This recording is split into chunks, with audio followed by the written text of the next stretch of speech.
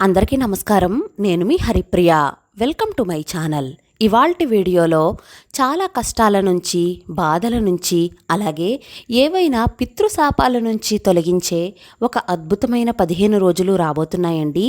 ఆ పక్షాలనే పితృపక్షాలు అంటారు.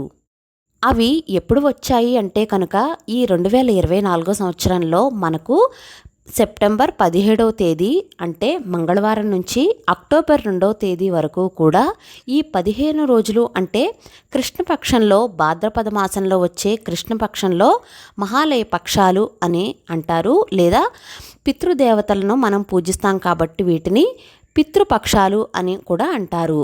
అయితే ఈ 17 సెప్టెంబర్ 2024 నుంచి భాద్రపద మాసం శుక్ల పౌర్ణమి నుంచి అక్టోబర్ 2 వరకు కూడా మనకు అమావాస్య వరకు కూడా దీనిని మనం అశ్విని మాసం అని కూడా అంటారు. బ్రహ్మపురాణం ప్రకారం దేవతలను ఆరాధించే ముందు ఒక మనిషి తన పూర్వీకులను పూజించాలి.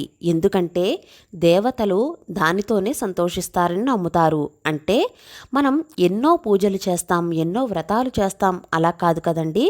మన ఇంట్లో ఉన్న పెద్దవాళ్ళు చనిపోయి ఉంటారు కదా, మన పూర్వీకులు వాళ్లను మనం పూజించాలి. పూజించడం అంటే తద్దినం పెట్టడం, తర్పణాలు వదలడం, బ్రాహ్మణులకు చనిపోయిన వారి పేరు చెప్పి స్వయంపాక దానం ఇవ్వడం ఇలాంటివి చెయ్యాలి.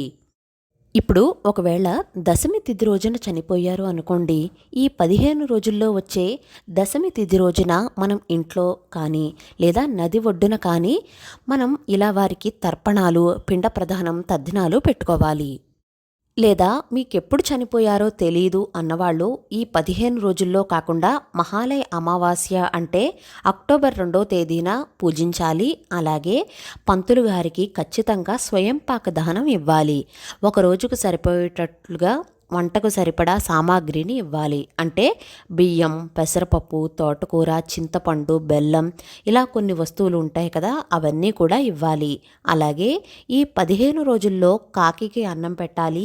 అది కూడా మనం ఎంగిలి చేయకుండా కాకికి అన్నం పెట్టాలి. శుచిగా స్నానం చేసి వంట చేసి పెద్దవాళ్లను తలుచుకుంటూ మీ ఇంట్లోని మగవారి చేత కానీ లేదా మీరైనా సరే కాకికి అన్నం పెట్టవచ్చు.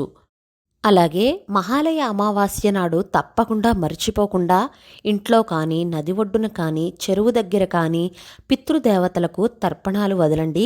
పిండ ప్రదానం ఖచ్చితంగా చేయండి. ప్రతి సంవత్సరం తద్దినం పెట్టినా సరే ఈ పితృపక్షాల్లో కూడా తర్పణాలు, పిండ ప్రదానం ఖచ్చితంగా చెయ్యాలి. వారు పోయిన తిథిలో కానీ లేదా అమావాస్య రోజున కానీ ఖచ్చితంగా చెయ్యాలి.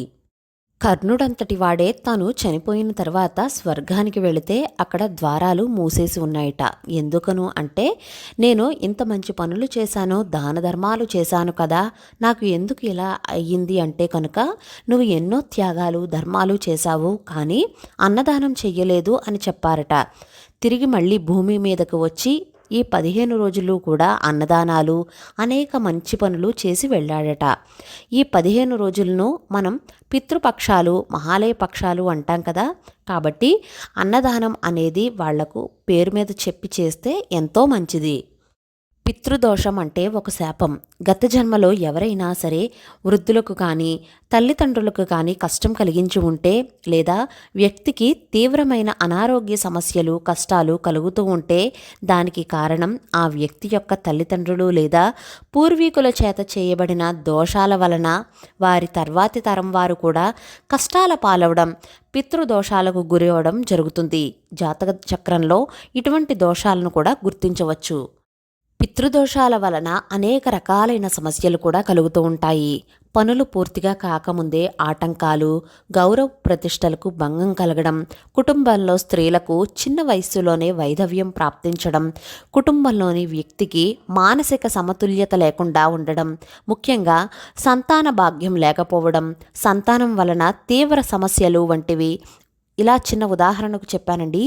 ఇలాంటివి ఎన్నో అనేక రకాలైన సమస్యలు కలుగుతాయి. మహాలయ పక్ష రోజుల్లో వారసులు వదిలే తర్పణాలు పితృదేవతలకు ఆకలి దప్పికలు తీరుస్తాయి. సంతృప్తి చెందిన పితృదేవతలు ఆశీర్వాదం కలుగుతుంది. ఈ పక్షం రోజుల్లో శుభకార్యాలు ఏమీ చేయకూడదు.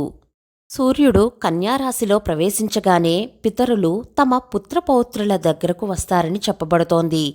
మహాలయ అమావాస్య నాడు వారు తమ సంతతి ద్వారం దగ్గరే నిలబడి ఎదురుచూస్తారట.